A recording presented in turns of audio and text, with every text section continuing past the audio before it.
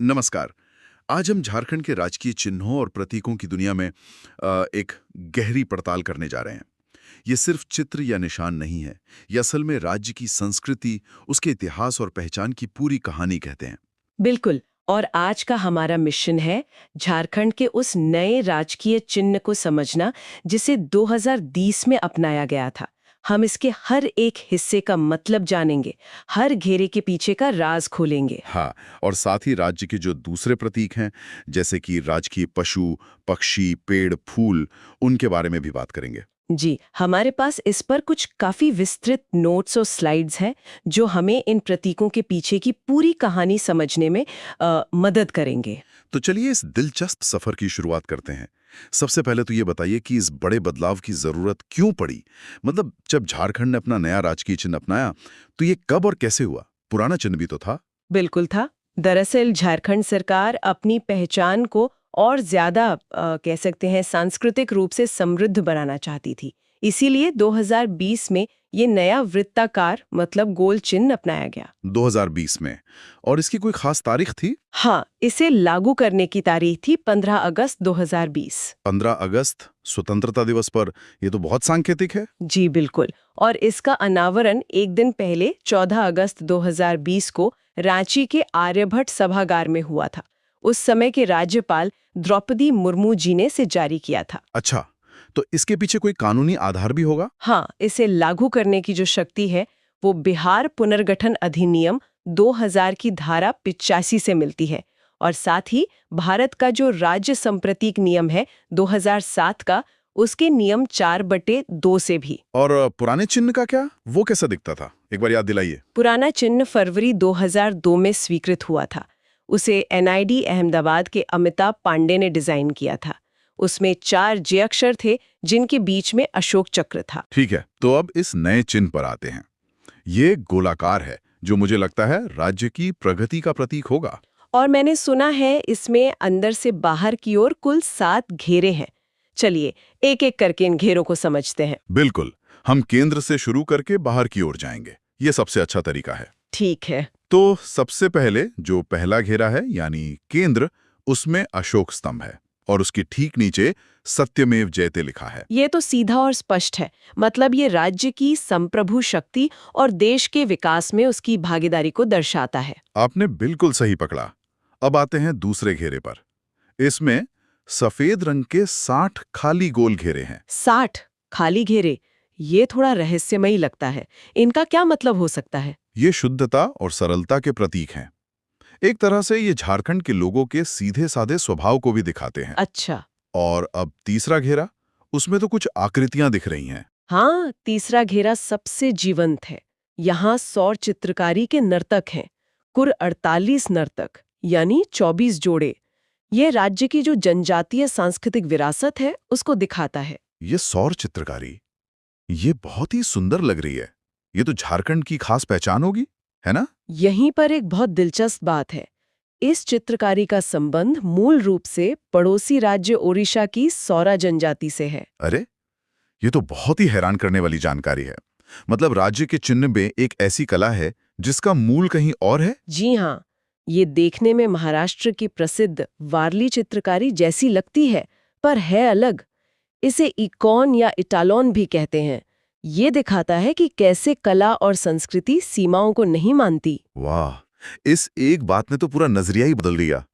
अच्छा, तो इस सांस्कृतिक घेरे के बाद अगला घेरा किसका है? चौथे घेरे में राज्य का राजकीय पुष्प पलाश है।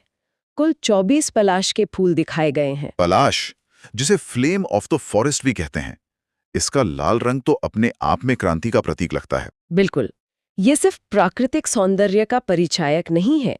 इसका लाल रंग झारखंड के लोगों के संघर्ष और क्रांति को दर्शाता है। और एक और बात, जी। फूल के नीचे का जो काला रंग है, वो राज्य की खनिज संपदा का सूचक है। क्या बात है।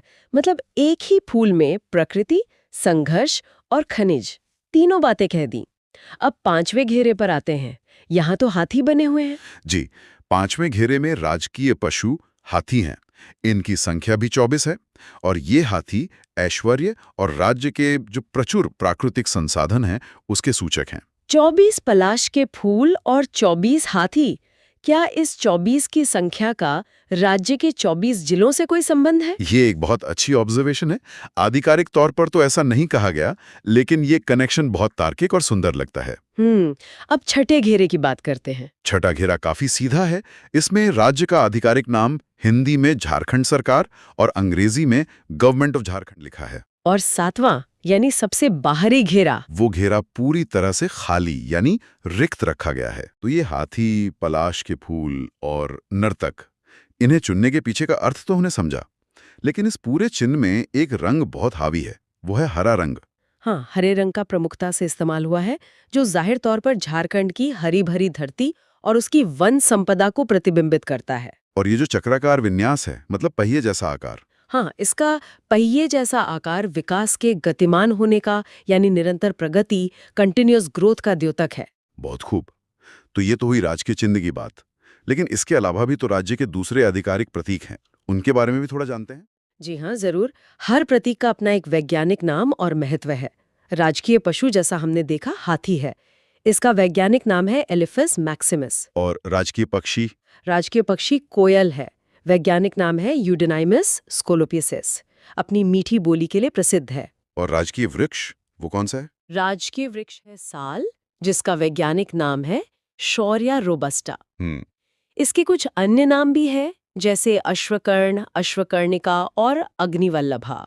अच्छा, और राजकीय फूल पलाश के भी तो कई नाम है ना? हाँ, है ना? जी, पलाश को ढाक, परसा, किमशुकम, ब्रह्मवृक्षम और टेसु भी कहा जाता है।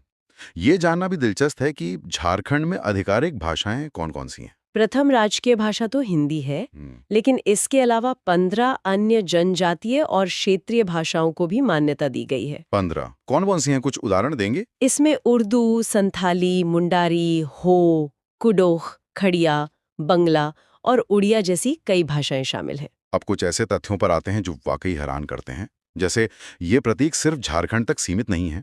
आपने बिल्कुल सही मुद्दा उठाया। हाथी जो है वो झारखंड के अलावा कर्नाटक और केरल का भी राजकीय पशु है। अच्छा, और पलाश का फूल? पलाश उत्तर प्रदेश का भी राजकीय पुष्प है। और कोयल? कोयल केंद्र शासित प्रदेश पुदुचेरी की भी राजकीय पक्षी है। ये कमाल है। मतलब हमारी सांस्कृतिक और प्राकृतिक विरासत कितनी साझा है। चलिए एक बार जल्दी से जो मुख्य आंकड़े और तथ्य हैं उन्हें दोहरा लेते हैं ताकि वो याद रहें। जरूर। तो नए राज्य चिन्ह से जुड़ी महत्वपूर्ण संख्याएं जी। 60, सफेद गोल घेरे 48, सौर चित्रकारी के नर्तक यानी 24 जोड़े, 24 पलाश के फूल और हाथी, और कुल घेरों की संख्या 7, और लागू होने की तिथि 15 अगस्त 2020। बिल्कुल। और कुछ याद रखने वाले तथ्य, जैसे पुराना चिन्ह, उसमें 4 जे अक्षर थे जिसे अमिताभ पांड्या ने डिजाइन किया था, खनिज का प्रतीक पलाश फूल के नीचे का काला रंग, और साल का वैज्ञानिक नाम। शौर्या रोबस्टा। बहुत बढ़िया। तो इन सब का क्या मतलब निकलता है? हमने देखा कि एक राजकीय चिन्ह सिर्फ एक लोगो नहीं होता है। ये किसी राज्य की पहचान, उसकी प्राकृतिक संपदा, सांस्कृतिक विरासत और भविष्य की आकांक्षाओं की एक बहुत सोची समझी कहानी है। बिल्कुल सही। पुराने 4 जे वाले चिन्ह से इस नए जीवंत और बहुस्तरीय गोलाकार चिन्ह तक का जो सफर है वो इसमें स्थापित करने का एक सचेत प्रयास कर रहा है। और